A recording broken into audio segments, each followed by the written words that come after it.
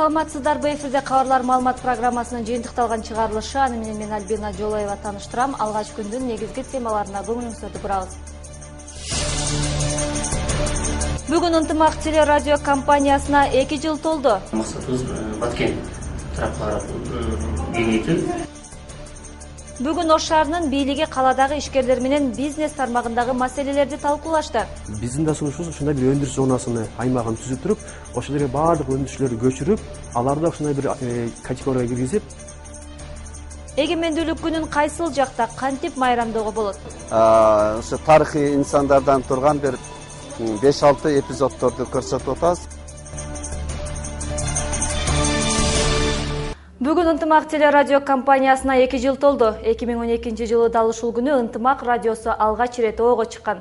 2 жыл ичинде көрөрмандарын теле, сайт, радио аркылуу маалымат менен камсыздоого жетишип, көңүл ачуучу саясий, балдарга арналган жана башка ар кандай программалар менен эфирин 3 тилде тартуулап чоң аудиторияга ээ болду. Ал эми радио кызматкерлери болсо өлкөбүздүн 7 дубанын кыдырып, оюн зоок иш-чараларды уюштурууну колго алып, өз угармандары менен жакындан таанышып келишет. Албетте булардын баары улуттар аралык достукту, ынтымакты бекемдөөгө багытталган. Бүгүн эртең менен эле баардык кесиптештер майрамдык маанайда. Анткени Ынтымак телерадио компаниясына 2 жыл толду. Тулган күндү куттуктап таң аткандан тарты эле коноктордун аягы союлган жок. 106 бир жыштык аркылуу түрдүү оюн зооктор, кызыктуу коноктор менен бирге радио кызматкерлери угармандардын маанайын көтөрүүдө. 2012 жылы 29 августта алгачкы эфирде обого алып чыккан Асанбек Каракозуев ал күндү мындай эскерди. Биринчи ушундай эфирди мен алып барып калдым. Анда ушу Ынтымак коомдук регионалдык телерадио компаниясынын байкоочулар кеңешинин мүчөсү болгон Албаев экөөбүз чыгып калдык. Ага эфир ушундай чыгып даярданып атканда эле жыл болду агай менен сүйлөштүм да, мен сизге мындай суроолорду берем, тигиндей суроолорду берем. Анан кийин ал дагы макул деп ар нерсени сүйлөшкөнбүз да. Анан кийин ал көрсө эфирден кетип калыптыр. Эфирден кете бериптир. Адамдар айтат да, эмне эле тарактап атасыңар.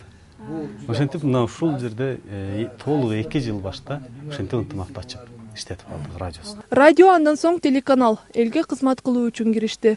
Бардык программалар 3 тилде чыгып, өлкөбүздө улуттар аралык ынтымакты, достукту бекемдөөгө ар дайым өз салымын кошуу аракетинде.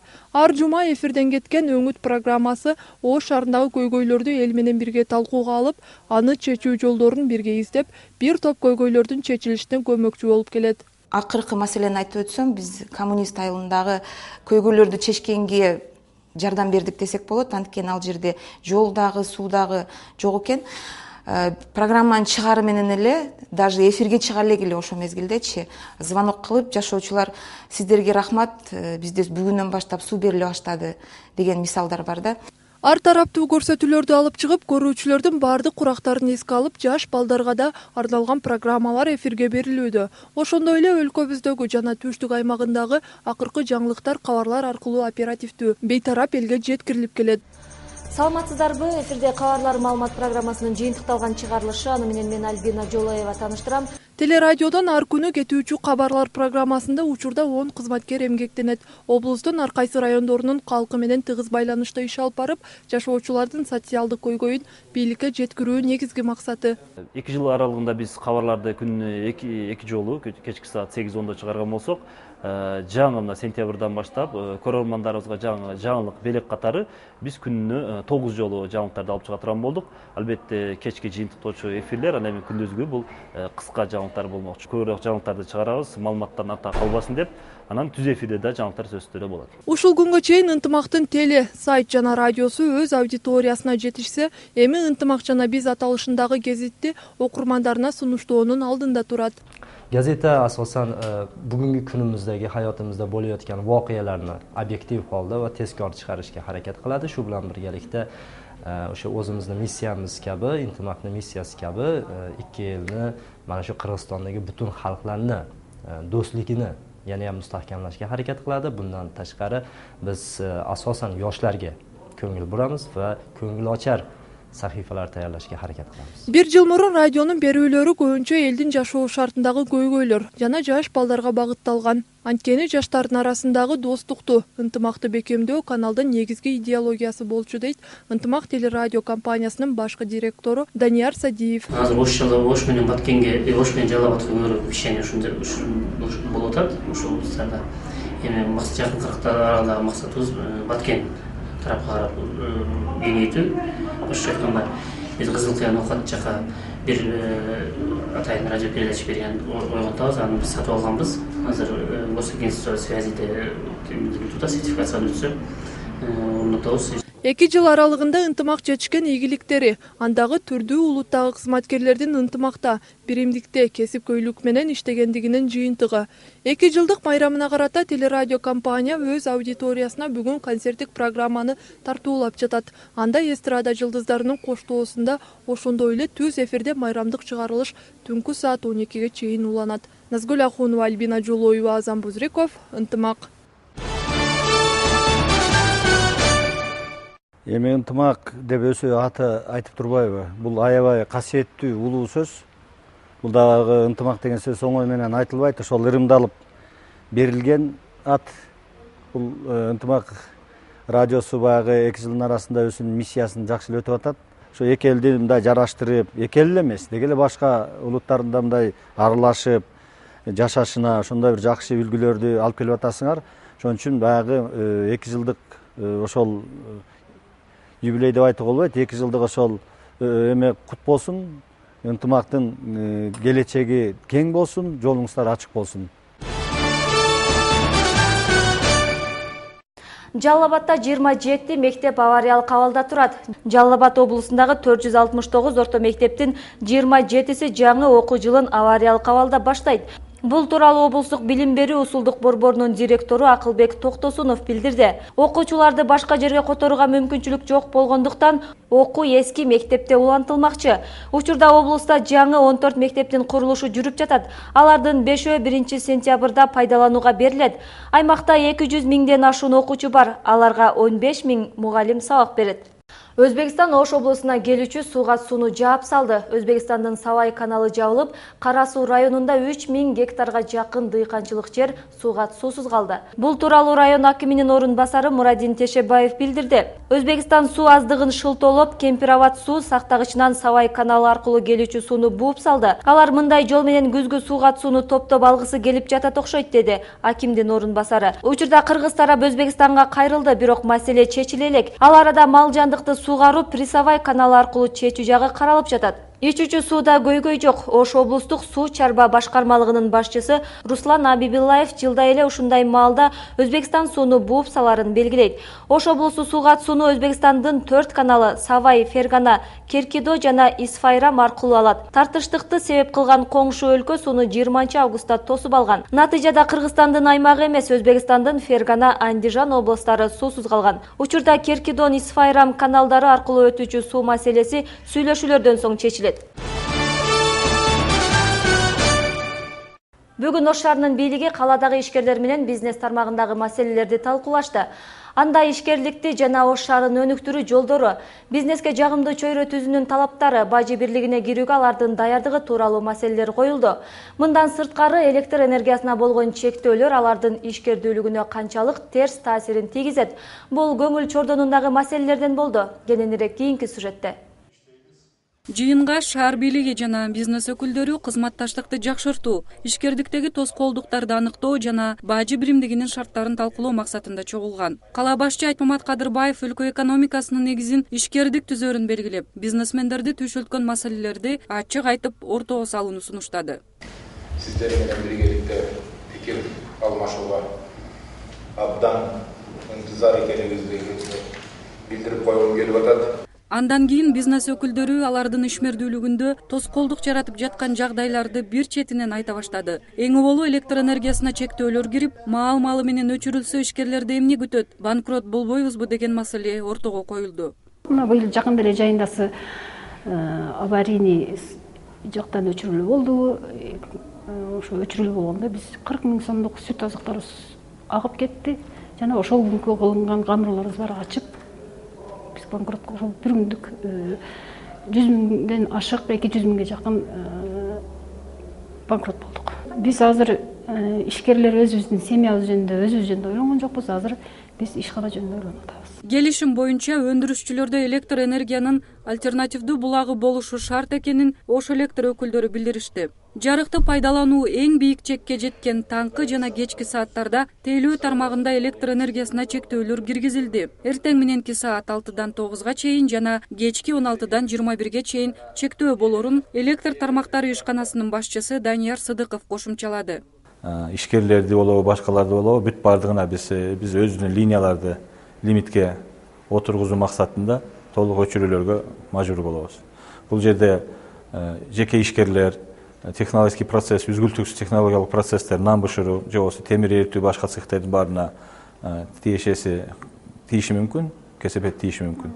Бирок ошол эле убакта биз алардын баарын эскертүү жасап, ошолорду өчүрүүгө мажбур болобуз. Абалдан чыгуу жолу катары бизнес өкүлдөрү шаар бийлигине ишкерлер үчүн атайын өндүрүшчүлөр аймагын түзүү сунушун айтышты. Демилгечи Жаш ишкерлер ассоциациясынын төрагасы Шамшыбек Эргешев ал үчүн жергиликтүү бийлик атайын жер бөлүп, жарык менен сууну жеткирип берсе, калганын ишкерлер өздөрү түптөп аларын билдирди. Кала мэри Айтмамат Кадырбаев бул сунушту колдоп, кагаз жүзүндө долбоорун жөнөтүүнү суранды.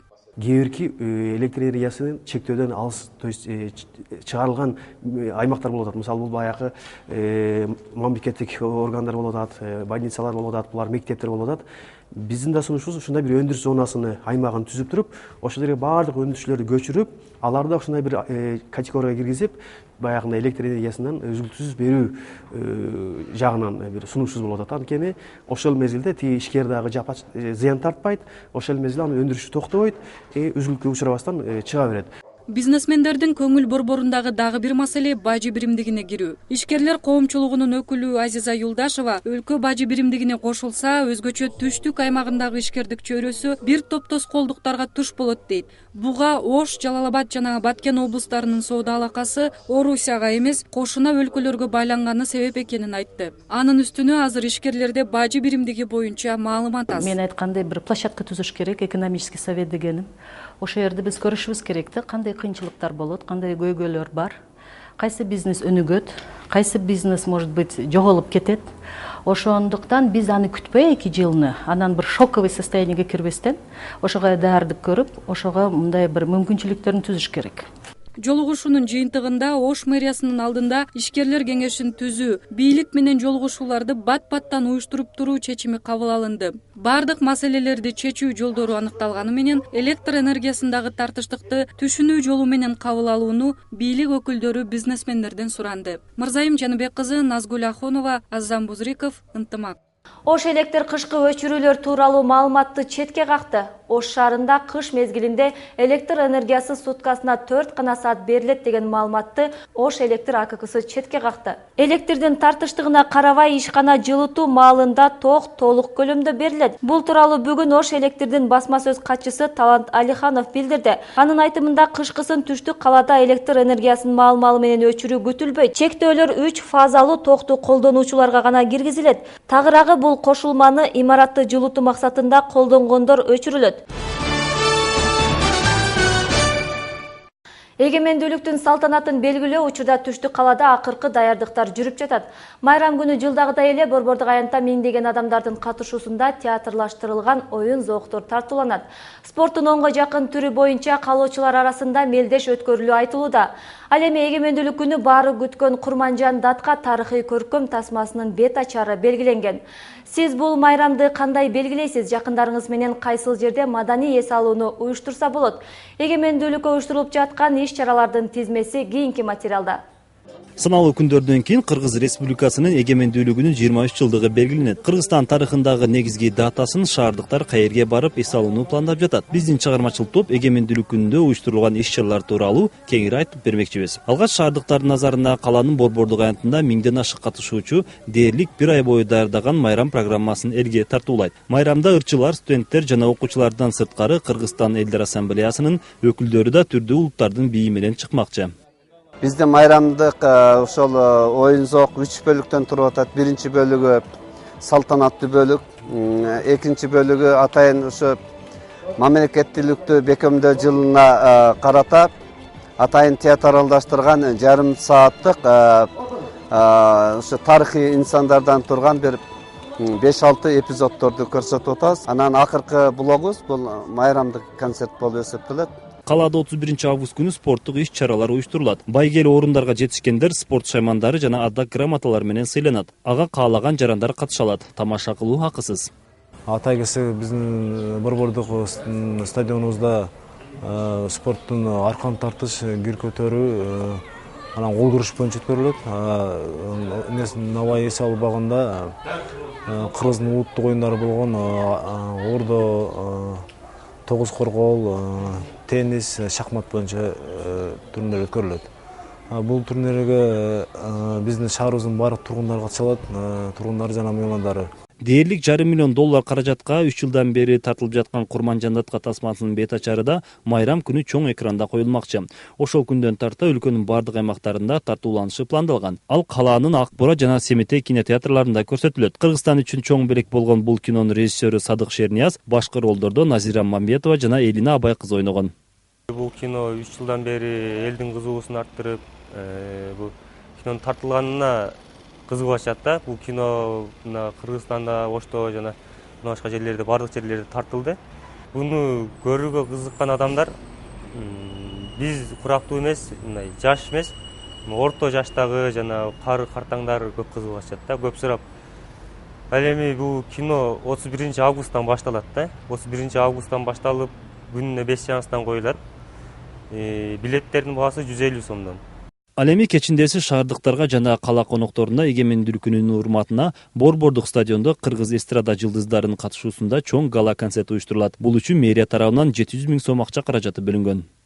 Ошол күнү кечинде Сүйүнбаев атындагы Борбордук стадиондо Гүлдөй бер эгемендүү Кыргызстаным аттуу чоң гала концерт беребиз. Бул жерде ушул Кыргызстандын Борбор каладан келген аттуу баштуу бир 30дай чыгаан ырчы кыздары, уулдары ырдашат, билишет. Улуттар аралык ынтымактыкты бекемдөө максатында дагы түрдүү улуттардын ыр бийлери болот. Кино болуп атпайбы? Курман-Жандаттын киносу болуп атат, 31ден башталат экен, 31де Кудай буюрса кинодо болобуз. Плошта барып, ошол жерде майрам болот, концерт болот. Ошол жакта өткөрөбүз деген ойдо. Эми конкурс болот экен район боюнча, областка караш. Ошого барып көпчүлүктүн арасында эс алып. Плошта. Кечинде майрам болгондо ошо. Плошта или паркка. Ошондой эле көптөн бери күтүлгөн кыргыз бийинин бет ачары да ушул күндөрү болуп өттү. Ал коомчулук тарабынан жогорку деңгээлде кабыл алынып, дал ушул күнү Ош шаарында да массалык түрдө флешмоб катары бийлөнмөкчү.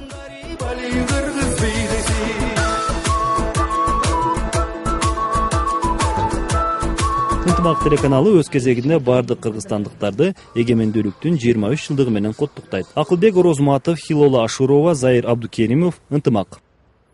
Жыл башынан бери Кыргызстанда 521 адам жол кырсыгына кабылып мерт кетти. Бул тууралуу бүгүн жол кайгыл кызматынын жетекчиси Талант Исаев маршруттук унаа айдоочулары менен жолугушкан учурда билдирди. Быйылкы жылдын 7 айында өлкө аймагында 3850 жол кырсыгы катталып, өткөн жылга салыштырмалуу 5%га жогорулаган. Ал эми каза тапкандардын саны 2013 жылга карата 12%га кыскарган. Исаев белгилегенде 2005 жылы Кыргызстанда 400 000 унаа каттоого алынган болсо, быйыл машинелердин саны 1 миллион 40 миңди түзүп жатат. Башкы жол кайгылчу бүгүн Бишкектеги маршруттук унаа айдоочулары менен эреже бузгандарга салына турган жаңы айып пулдар боюнча сүйлөшүү үчүн жолуккан. Ош шаарында аз камсыз болгон үй бүлөлөргө окуу куралдары менен сумкалар таратылып жатат. Ынтымак телеканалы менен Ош шаардык жаштар комитети биргеликте китеп баштык акциясын уюштурушкан. Анын негизинде бүгүн каладагы 12 аймактык кеңештин мектепке баруучу окуучуларына баштыктарын тапшырып кубантышты. Теманын уландысы кийинки материалда. Демилгечи жаштар акцияны Алымбек Татка аймактык кеңешинен башташты. Эсеп боюнча бир аймактык кеңештеги турмуш шарты оор жана жардамга муктаж үй бүлөлөрдүн балдарына 10 китеп кап туура келди. Биринчилерден болуп Фрунзе мектебине баш багышты.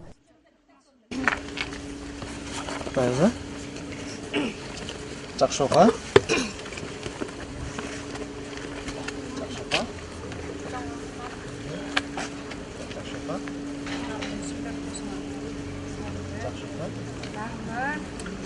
Жаңы окуу жылына жакын баштыктуу болгон окуучулар кубангандарынан 1-сентябрды чыдамсыздык менен күтүп жаткандыгын айтышты. Окуу куралдары жакшы иштетебиз. Биз 5 баа алышка аракет кылебиз. Биз сиздердеки жаш балдарга жардам беребиз. Жалпы болуп мында 120 китеп кап бар. Шаардык жаштар комитети ал үчүн 70 000 сом каражат бөлгөн. Жардамга муктаж үй бүлөлөрдү болсо 12 аймактык кеңештин мүчөлөрү териштирип берген. Социалдык шарты катаалдары 300гө жеткен. Бул иш-чараны жыл сайын салтка айландырууну ойлоп жатабыз. Жыл сайын ушундай бир окуу башталарынын алдында эмдиги жылы ушул 120 эмес, колдон келсе бир 1000ге жеткирсек жакшы болот го деп ойлойм. Акция Жаштар комитети жана Ынтымак телеканалынын жамааты менен биргеликте уюштурулган. Иш-чара 25 августтан бери уланып жатат. Акция бүгүнкү иш-чара менен бүтүп калбайт. Демилгечилер ыктыярчы демөөрчүлөрдү иш-чарага кошулууга чакырат. Эске сала кетсек, ушундай эле саамалык өткөн жылы да өткөрүлүп, анда 100дөн ашык бала китеп каптуу болгон. Назгүл Ахунова, Азам Бузриков, Ынтымак. Ал эми азыр болсо аймактык жаңылыктар, аны менен кесиптештерибиз тааныштырат.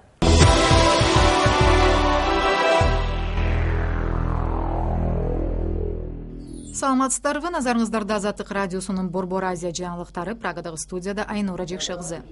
Оганстанда шайлоодогу мыйзам бузууларды териштирген комиссия президенттикке талапкерлердин штабтарына кайрылып, ишенимдүү далилдер жок болсо арыз жазбоону өтүндү.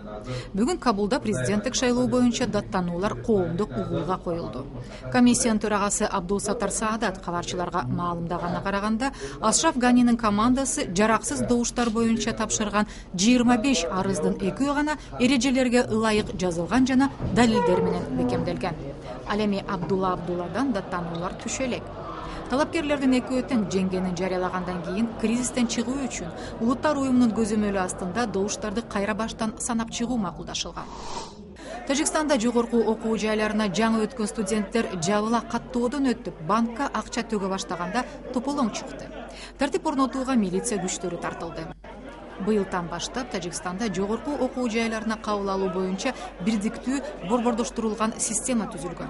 Расмий маалыматка ылайык, университеттерге 45 000ден ашуун абитуриент документ тапшырган. Алардын 65%-ндеги гана сынактан өттү. Ал эми Түркмөнстандын Либап облусунда жергиликтүү бийлик өкмөттүн планын аткаруу үчүн пахта компаниясын эрте жарыялады. Дыйкандардын айтымында ачыла элек пахта буласын терүү өтө кыйын. Пахта жыйноого жылдагыдай эле өспүрүм балдар да тартылууда. Пакистандын түндүгүндөгү Пешаварда медицина кызматкерлери манаяларынын төлөнүшүн талап кылып иш ташташты. Алар 3 айдан бери эмгек акысын ала электигин айтышууда. Жергиликтүү бийлик карыз акчаны төлөп бермейинче иш таштоону улантабыз, дешет акцияга катышкан ак халачандар. Кабулда Оганстандын крикет боюнча улуттук федерациясы турнир өткөрүүдө. Ага өлкөнүн ар кыл облустарынан келген командалар катышууда. Мелдеш спорттун бул түрүнө кызыгууну арттырууну жана Оганстандын өнүгүүсүнө салым кошууну көздөйт. Өлкөнүн крикет боюнча курама командасынын дүйнөлүк сахнадагы рейтинги акыркы жылдары өтө ылдам өсүүдө. Ушу тапта Оганстан эл аралык классификацияда 11-сапта турат. Казакстандык боксчу Абылайхан Жусипов Кытайдын Нанкин шаарында бүгүн аяктаган жаштар арасындагы олимпиадада 60 кг салмакта чемпион болду. Финалда ал кубалык мушкер Ален Лимонтаны утту. Казакстандын улуттук командасы бул оюндарда 8 медаль жеңип алды. Ушунча эле медаль менен өзбекстандык спортчулар мекенине кайтууда. Кыргызстан 1 күмүш медаль жеңди. Ал эми Түркмөнстан менен Тажикстандын спортчулары жаштар олимпиадасында медалдардан куру калды.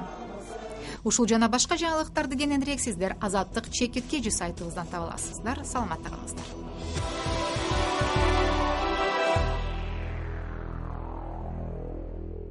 Бүгүн Коомдук 1-канал Ошто өз студиясын ачты. Студия жыл аягына чейин дагы бир топ жаңы техникалар менен камсыздалмакчы. Мында эми 30 кызматкерге жумуш орду ачылат. Буга чейин имаратта бир гана аймактык кабарчылар иш алып барышкан. 1937 жылы курулган имарат 15 жылдан бери жансыз турган болсо, жаңы жетекчиликтин колдоосу менен 20 күндүн ичинде калыбына келтирилип ишке киргизилди.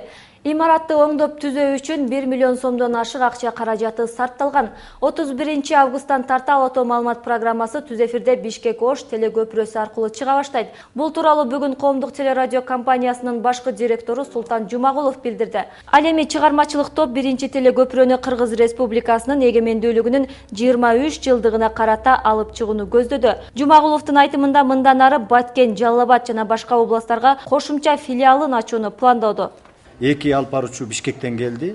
Бир айдын арасында биз кастинг өткөрөбүз.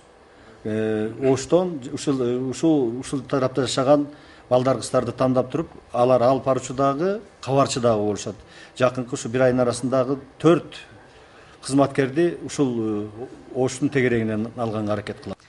Ушуну менен программабызды жыйынтыктайбыз. Ал эми сиздерди эртеңки күнгө алынган аба ырайы күтөт. Кечиңиздер көңүлдүү улансын, саламатта калыңыздар.